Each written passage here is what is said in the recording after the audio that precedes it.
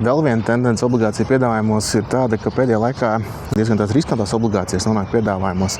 Manā skatījumā vairākām no šīm obligācijām tam nemaz nevajadzēja būt obligāciju piedāvājumu. Protams, ka investors nobalso ar savu maciņu, ar savu pirkšanas orderi, un ja emitentam izdodas piesaistīt līdzekļus ar obligācijām, kāpēc to nedarīt ar obligācijām, kāpēc dalīt ar savu kapitālu, vai ne? Bet no investoru skatu punkta diezgan daudz piedāvājumu, daudzi, tas skaļi teikts, bet vismaz par kādam piedāvājumam pēdējā laikā ir bijis tāds, kur būtībā tas atbilst tam, ko paredz kapitāla riska ieguldījums. Un atdeve par šo obligāciju gadījumā jāatcerās, ka vienmēr šis ienesīgums jeb gala rezultāts viņš ir limitēts ar to, ko jūs sākumā uzņēmāties.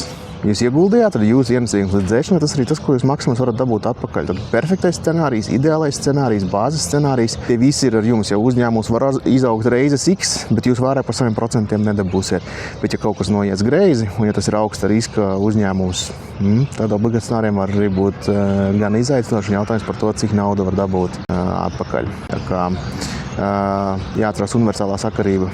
Liels ienesīgums nāk kopā ar lielu risku.